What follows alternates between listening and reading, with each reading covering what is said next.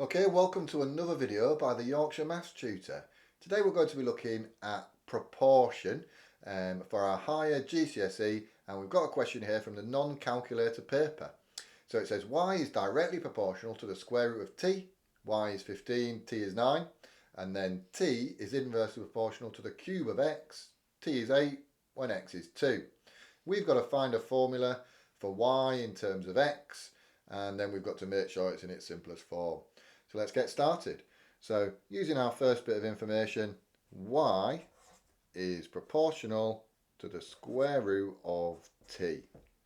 So that means y is equal to a constant times by root t. Let's pop the numbers in that we know. So y is 15 when t is 9. And the square root of 9, that's 3. So I've got 15 is 3k. Divide by the 3, and I've got 5 is equal to k. So my formula then, y is equal to 5 root t. Lovely. So the next bit of information, t is inversely proportional to the cube of x. So t is proportional to 1 over x cubed. There we go.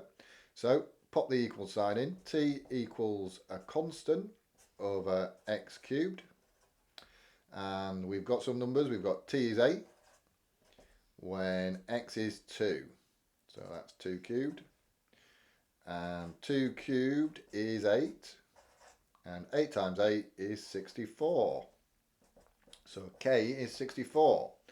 So I've got my formula now. T equals 64 from up here over x cubed.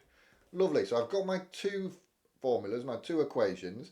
I now need to combine those. So we want the formula for y in terms of x. So y equals 5, and then the square root of what t is. Well, that's the square root of 64 over x cubed. Lovely. Now we just need to simplify that.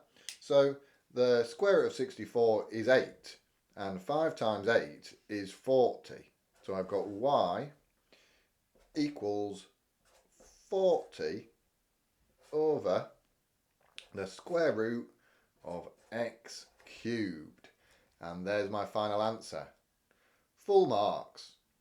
Don't forget to like and subscribe. Lock it in with a Yorkshire Maths Tutor.